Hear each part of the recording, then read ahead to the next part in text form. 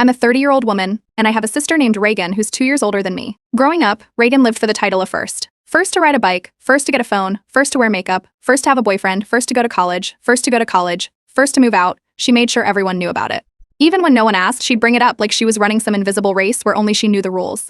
When I got into the same university as her, just 2 years later, and for a completely different major, she didn't congratulate me. She didn't even pretend to be happy. Instead, she locked herself in her room at our parents' house the entire weekend and refused to come downstairs. I heard from a mutual friend later that Reagan said I was following her around like a shadow. I let it go. I thought maybe it was just stress or insecurity or typical older sibling nonsense, but it didn't stop. If anything, it got worse. When I moved out a year after graduating, I found a small, beat-up apartment 5 miles from where she lived. It was cheap, and I was just starting out. She heard about it and told anyone who'd listen that I was trying to recreate her life. When I adopted a black Labrador, 2 years after she got her golden retriever, she posted on Facebook something like, "Imitation really is the highest form of flattery," followed by a wink emoji. People started joking about it, but not in a funny way. More like those uncomfortable laughs you give when you don't know if someone's being serious or just mean. It became a pattern. She accused, I ignored. She mocked, I moved on. The breaking point came when I got engaged. My fiancé proposed to me on a weekend trip in the mountains. When I told Reagan in a casual phone call, there wasn't even a pause. Her first response was, "Wow, trying to beat me to the altar now? Not congratulations." Not even fake excitement, just another jab. That was the last time I gave her a reaction. After that, I started keeping notes. Not online, not on a shared device, just a plain notebook in my dresser drawer. Every time she accused me of copying her, I'd write it down. The date, what she said, who was there, what led up to it. I didn't confront her. I didn't try to clear things up. I just stopped sharing. No more family group chats updates. No social media posts. I stopped tagging anyone. If someone asked me what I was doing, I kept it vague. It's just working, or same old. But behind the scenes, I was building my own life without her knowing a single thing about it. I planned a small wedding overseas. Not the kind of Instagram spectacle she would have posted about for 6 months in advance.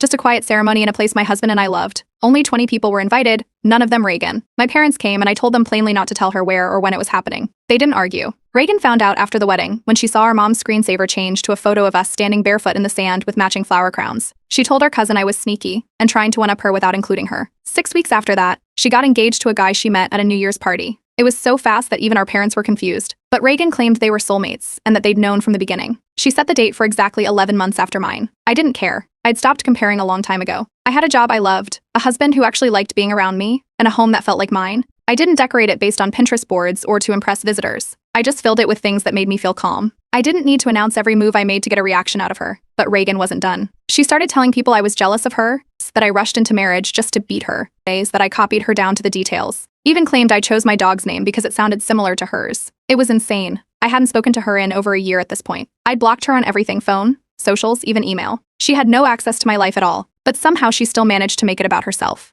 Then came the baby race. I found out I was pregnant a few months after our first anniversary. We told our parents privately and asked them not to share it with anyone yet. They respected that. Reagan found out only when I didn't show up to a family brunch because I was in the first trimester and sick nonstop. 2 weeks later, she announced her own pregnancy on her Instagram with a long caption about beating toxic people to the punch and taking back what was copied. At that point, even people who usually took her side started raising eyebrows. My aunt called my mom just to ask if Reagan was okay. But still, I said nothing. I had no interest in turning this into a contest. I just focused on getting things ready for my baby. And that's when I got the idea. If she wanted everyone to compare our lives so badly, maybe it was time they had something real to look at. No accusations. No drama. No speeches. Just the truth, side by side. Let them look. Let them see. Reagan noticed the silence fast.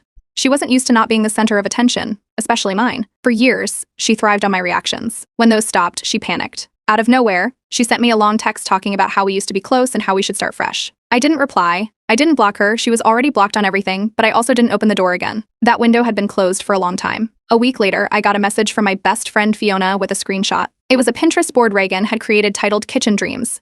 It was an exact copy of one I had made months ago while designing our kitchen renovation. Same layout, same tile pattern, same brass fixtures, even the brand of stove I'd circled in my private notes. I hadn't posted anything about it publicly, so there was no reason she would have seen it unless she had searched my profile when it was still public and recreated it detail by detail. I told Fiona not to say anything, just save it. We had a folder now, casually labeled Echoes, where she and a couple of close friends dropped screenshots. We didn't talk about it, we just documented. When I was about 5 months pregnant, I created a private message thread for my dad, stepmother, Fiona, and one other close friend to share a few baby updates. I didn't want to make a big deal about anything, but I sent them a picture of our nursery progress and the baby name we'd chosen. Nothing public, nothing forwarded. My stepmother responded with a heart emoji. That was the whole exchange. 3 weeks later, Reagan posted a photo of herself and her fiancé holding a chalkboard sign. We've decided, baby coming soon. She wasn't pregnant. The caption made that clear. But she made sure to say they had just decided to try, and were so excited to start this new chapter. The timing wasn't lost on anyone. That was the moment I went fully offline. I told everyone close to me not to send her anything. No pictures, no casual mentions, no hints. If she wanted to know what I was doing, she'd have to guess. Because I wasn't giving her anything else to copy, then came my baby shower. It was a quiet gathering, just a few close friends at a little tea room near where we lived. I had ordered a maternity dress online, a soft blue wrap style with embroidered flowers near the hem. I had sent a screenshot of it to my best friend while deciding between 2 options. I never posted it, didn't even leave a review. At the next family dinner, 2 weeks after the shower, Reagan showed up wearing the exact same dress, same fit, same floral embroidery, same shoes I had worn to the shower, down to the brand. Nobody said anything directly, but I watched my dad glance at my stepmother with a confused expression. The table felt tense in a way I'd never seen before. Even Reagan's fiancé seemed uncomfortable. I didn't say a word, just helped myself to dessert, made light conversation, and left early. While I was on maternity leave, I started a small side business selling handmade nursery decorations. It was just something to keep my hands busy during the long newborn nights. I didn't announce it anywhere except to a few people in a group text. I made little things, mobiles, wall hangings, personalized name signs, and listed them on a quiet Etsy shop under a brand name I hadn't used before. 3 months in, Fiona forwarded me another Instagram post from Reagan. She had launched her own children's decor line. The product photos looked eerily similar to mine. She'd even used a website builder template that matched mine, almost exactly. The product names were the same style. She followed the same packaging color scheme I'd chosen. It wasn't just similar, it was mirrored. That time, I documented everything. The website launch date, the domain registration, the original product photos from my phone with timestamps, the Etsy confirmation emails, even the raw files I'd saved while editing. Still, I didn't message her. I didn't make a post. I didn't tell anyone in the family. But the folder labeled Echoes doubled in size. My husband had kept his mouth shut about it for a long time. He wasn't the type to get involved in drama, but after the decor business situation, he sat down next to me at the kitchen table, held up his phone with Reagan's site open, and just said, "She's obsessed with you." I told him I didn't need to fight it. I just needed to keep building quietly. At the next family dinner, I brought a small photo book I had made of our baby's first month, nothing flashy, just printed pages with captions, bound in linen. I passed it to my stepmother, who immediately started flipping through it and tearing up. My dad asked to see it next, then my uncle, then his wife. People cooed, smiled, laughed at some of the captions. Reagan didn't even try to look at it. Instead, she started talking loudly about her future baby plans, how she was planning to do a monthly photo shoot with professional backdrops, how she had already booked a newborn photographer for next year, and how she was thinking about writing a baby book from the point of view of the baby itself. Nobody asked her to stop. Nobody argued. But nobody matched her energy, either. They had already seen what real looked like. My daughter turned 1 in early spring, and we kept it simple, a picnic at a park with close friends, some family, and a few toddlers from our building. We laid out blankets, brought sandwiches, fruit, and a small homemade vanilla sheet cake I had baked the night before. I tied a soft pink ribbon in her hair and printed out a few baby photos to hang from the trees. Nothing extravagant, just warm, happy, and real. Half an hour in, Reagan showed up. No text, no call. She hadn't been invited. She walked straight up to the picnic blanket wearing a pale blush maxi dress, identical in shade and cut to the one I had worn at my wedding. My husband spotted her first, blinked, then looked at me. Fiona glanced at the dress, then at Reagan, then just shook her head. No one said anything, but everyone noticed. She handed me a box and said it was a cake she brought just in case. When we opened it, it was a 2-tier fondant jungle-themed cake with gold lettering and edible leaves. I had already sliced into the sheet cake sitting on the table. Reagan laughed and said, "Oops, didn't realize you'd already ordered one." Nobody touched hers. People took seconds of mine. One of my cousins later whispered that Reagan had posted photos of that cake on her story earlier in the week, clearly pre-planned, but I didn't react. My daughter smashed her slice of vanilla cake with both hands, frosting in her eyebrows. We took photos, cleaned up, and left without a word about the dress or the cake. 2 weeks later, Reagan posted a sonogram photo and captioned it with "Can't wait to meet you, little one." She was officially pregnant. A few days after that, she sent her mother the invite for a gender reveal party. It was being held at the same family friend's farm where I had hosted a small get-together after my own baby shower the year before. The decorations on the invitation matched the ones I had handmade back then, down to the watercolor banner and the font used for the baby's name initials. I didn't attend. I sent a short message through our mother wishing her well. That was it. Instead, I wrote a letter to my daughter and tucked it inside the keepsake box I'd started when I was pregnant, alongside her hospital bracelet, a tiny onesie, and the wrist tag with my last name. It felt like the right way to mark the moment. A week later, Reagan posted her nursery reveal online. It had the exact same wall color I'd used, sage green, and even the same wooden letter cutouts mounted over the crib. Fiona texted me a side-by-side comparison. We didn't say much. We just saved it. That month, I launched a second business. The idea had come to me during the late nights when my daughter wouldn't sleep, custom baby keepsake kits. They included boxes with compartments, prompts for letters, a spot for their first lock of hair, tiny envelopes for photos, and handmade labels. I produced 100 units. They sold out in 12 days just through word of mouth and recommendations from parents' groups. The next day, Reagan posted a story showing a mood board for a new project helping mothers create lasting memories. It featured mock-ups of memory boxes and pastel packaging. Fiona sent me the clip, no caption. Just a screen recording and a sigh. I didn't reply. I didn't post anything. Instead, I contacted a small local hospital where we had delivered and offered to provide 10 kits per month for their newborn welcome packages. They agreed. I adjusted production, signed a contract, and added a new tab to my website for hospital inquiries. A few weeks later, we were all at a family lunch, my dad, stepmother, Reagan, her fiancé, and a few extended relatives. Someone casually asked Reagan how her business idea was going. She gave a vague answer about waiting on suppliers and finalizing designs. My stepmother, who had already bought 3 of my keepsake kits for coworkers, looked up from her plate but didn't say anything. I didn't speak either. The silence settled on the table like a fog. Reagan tried to pivot the conversation, talking about her growing social media presence and how she might start doing parenting tips soon. Then she looked directly at me and said something about how some people just can't handle it when others get influencer momentum. That was the only time I said anything. I didn't raise my voice or change my tone. I just said, "That's funny, I was thinking the same." The table cracked up. Even my dad, who usually stayed out of things, smiled and looked down at his plate. Reagan didn't say anything for the rest of the lunch. After that, I understood something clearly. I didn't need to defend myself. I didn't need to explain the copying or prove anything. Letting people compare us side by side wasn't my problem. It was my strategy. Reagan gave birth 3 months after her baby shower. She didn't tell me directly. I heard from her aunt, who forwarded the group announcement. I ordered a gift basket through a boutique service.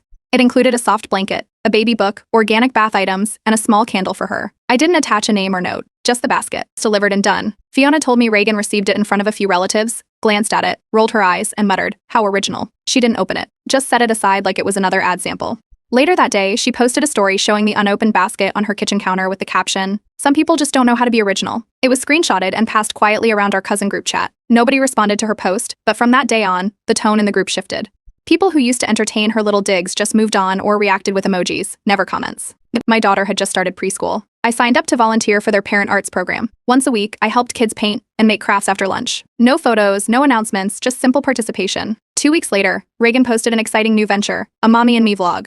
The first video went up that Friday, her holding her baby at a park, setting up a tripod, adjusting her hair between takes, trying to talk into the camera while her newborn kept fussing. People in the background stared. At one point, she shushed her baby while redoing a line. Fiona sent me the link, then followed it up with, "Oh no, we didn't say anything else. We just watched the views stall out at a few hundred." A month later, Reagan sent a mass text to several relatives about launching a podcast. It was supposed to be about motherhood, tagline, no fluff, just facts. I checked. There were 2 episodes. The first one was about the pressure of being first, and the second was titled The Copycat Complex. Both were 15-minute monologues filled with vague references. She never used names, but the message was clear to anyone who knew our history. That spring, our aunt planned a family reunion at a botanical garden. It had been a few years since we'd done one, so she wanted everyone there. I replied to her invite with a yes. 10 minutes later, Reagan RSVP'd, saying she'd be attending with the whole glam squad for a new project. The day of the event, I arrived early to help our grandmother set up chairs and coolers. I wore a plain sweater and jeans and brought lemon bars I had baked the night before. Reagan showed up 20 minutes after everyone else with a personal photographer, her baby dressed in layers of lace, and a friend recording phone clips of her walking slowly through the grass while pretending to laugh with her child. She staged 3 candid shots before lunch. During one of them, her baby dropped a snack and started crying. The friend quickly stopped filming. Reagan adjusted her lipstick using her phone camera before picking the baby up. Meanwhile, I passed out juice boxes and helped 2 toddlers tie their shoes. I wasn't trying to make it a contest, but people started gravitating. My cousin's wife asked for the website link to my keepsake kits. And then someone's friend asked if I had a card. I gave out 6 before lunch ended. Reagan got 1 photo with a group of relatives, none of whom looked particularly enthusiastic. During cleanup, I carried folded chairs to the parking lot. She approached while I was tossing paper plates into a garbage bag. She leaned in close and said, under her breath, "You think you're so quiet and clever? People only like you because you play the victim." I didn't say anything. I just smiled, held out a second garbage bag to her, and walked back toward the coolers. A week later, Reagan posted a rebrand announcement for her vlog. The new style featured muted pastels, calming background music, and a new focus on sustainability and slow parenting. The logo looked like a knockoff version of another successful parenting page. Her caption started including phrases like mindful routines and heart-centered homemaking. That same week, one of the top parenting bloggers shared a post highlighting my keepsake kits. She wrote about how the boxes focused on authenticity over aesthetics and helped parents capture honest moments without performance. It got a lot of traction. Orders jumped. I didn't even know she was going to write about them. She had received a kit as a gift from a friend who had bought one a month earlier. The comments were kind, supportive. Then a strange comment popped up under the post from a random account with no profile picture. "These ideas are literally just copied from Pinterest. Zero originality." The tone was familiar. Fiona clicked through the profile and found the account had only ever liked Reagan's photos. Every single one. A day later, the blogger responded with a screenshot of my original patent application date, tagged the hospital partnership, and added a note that she stands by small creators who build from scratch. The comment vanished 2 hours later. We never brought it up again. But the folder labeled Echoes got another file added that night. 2 months after Reagan's podcast launch, it disappeared without a word. One day the episodes were live, the next they were gone. She posted a blurry story slide saying there had been technical issues and back-end problems and that she was taking a break to recalibrate. Nobody responded publicly. No questions. No reactions. It was like it never happened. That same month, I received an email from a local women's business collective. They were hosting an entrepreneurship panel for small business owners and wanted me to speak about scaling a handmade product into a retail partnership. I said yes. I didn't tell anyone outside my close circle. I didn't post about it. I just showed up, shared my process, and left. A week later, Reagan announced she'd be headlining a community seminar on digital branding. It was scheduled 2 days before my panel. She posted several clips from her prep session, then passed out flyers to mutual acquaintances. One of those flyers made its way to Fiona, who immediately sent me a photo. Same blush and beige color scheme as the invitation I received for the entrepreneurship panel. Same minimalist font. Same layout format, right down to the block placement. But hers had a spelling error in the tagline, strength instead of strength.